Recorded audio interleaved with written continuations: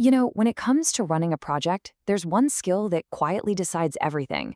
It's not about how well you code or how perfectly you manage a budget. It's all about how well you communicate. So today, we're going to build a communication toolkit that'll help you turn those potential project breakdowns into some serious professional breakthroughs. Let's jump in. Okay, so let's just start with the million-dollar question. We've all been there, right? A project that has a solid plan, a healthy budget, a great team, and it still just completely goes off the rails.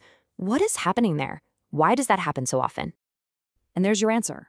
It's almost never about the money. It's not the tech. 9 times out of 10, the real problem, the root cause, is a simple but totally catastrophic breakdown in communication.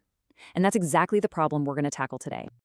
So, Section 1, the communication linchpin. Here's the thing. In any project, you are the central hub. You're the point where all the information converges. Everything flows through you. If you get that flow right, the project hums along. But if you get it wrong, well, that's when things start to fall apart. We have this tendency to dismiss communication as some kind of soft skill, something you're either naturally good at or you're not. But that's a total myth. I love this quote from Brian Tracy because he's exactly right. It's a skill. You can learn it. You can practice it. You can master it. It's a muscle, and you can decide to build it. So, when you strip it all away, what is your core mission? It really boils down to these 3 things. First, you're a translator. You take what the stakeholders need and you make it crystal clear for your technical team. Second, you're a validator. You have to make sure that what the team built is actually what was asked for at the end of the day. And maybe most importantly, you're a bridge, closing that huge gap that can form between the business idea and the people actually building it. Okay, so with that mission locked in, let's start actually building our toolkit.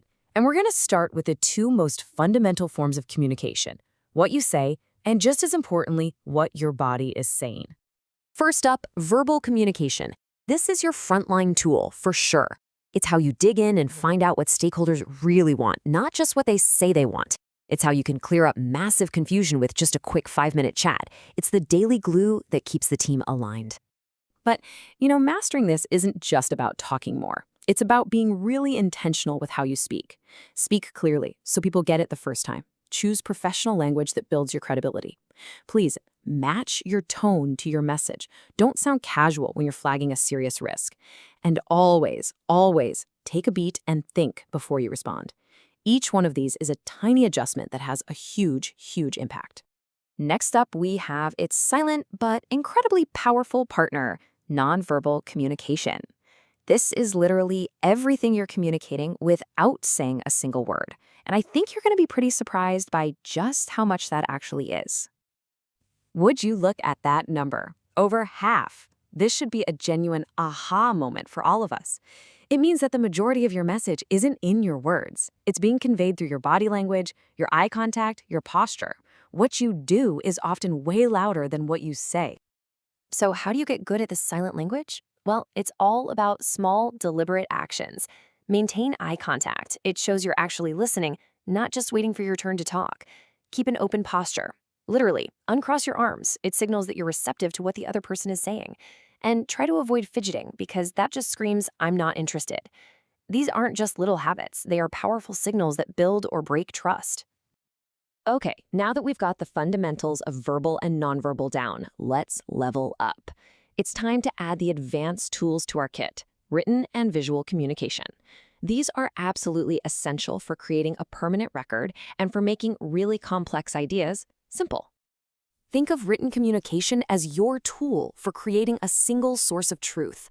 All those emails, the requirements documents, the chat logs, they keep everyone on the same page. And critically, they provide a permanent record you can always go back to. It's basically your project's memory. But good professional writing has its own set of rules.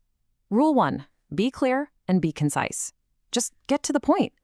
Rule 2, never, ever rely on tone.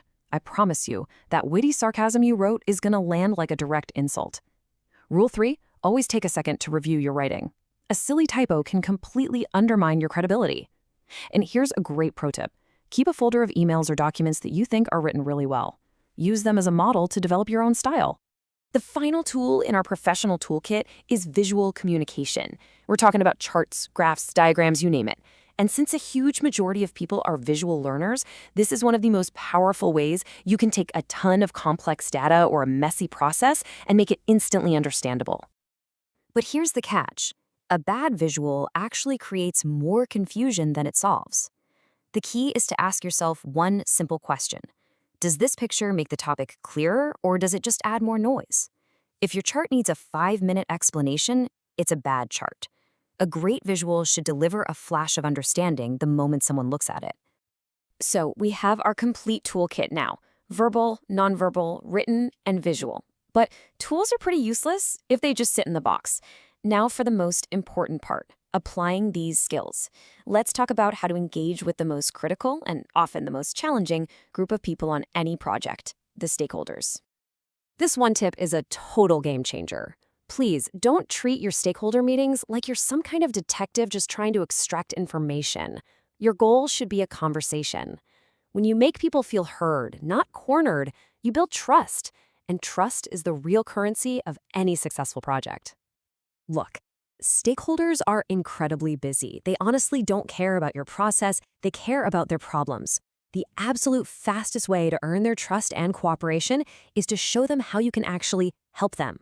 Solve a small problem for them, offer an insight they didn't expect, connect them with someone who can help, demonstrate your value instead of just talking about it. This isn't about being pushy. It's about being professional. By clearly laying out the next steps at the end of a meeting and getting their buy-in, you're showing them that you value their time and that you're organized. It builds a foundation of mutual respect, and it keeps the momentum going. And let's never forget the human element in all of this. People can be irrational, they can be unpredictable, especially when they're under a lot of pressure. So before you react to a difficult stakeholder, just take a breath and try to ask why they might be acting that way. A tiny bit of empathy can completely de-escalate a tense situation and turn an adversary into an ally. All right, we have built the toolkit. We know the fundamental tools, and we talked about how to apply them. So let's wrap this up by talking about the path forward, how you become a true communication pro. Let's just be really, really clear about the stakes here. Effective communication is not a soft skill. It's not a nice to have. It is the engine that drives every single successful project. It's not just part of the job. In a lot of ways, it is the job. So, that brings me to my final question for you, and it's not a rhetorical one. Learning all this stuff is one thing. Actually, doing it is something else entirely. So out of everything we've talked about today, your tone of voice, your posture, your writing, your empathy, what is the one single thing you are going to consciously practice this week? Just pick one. Start there, because your breakthrough begins right now.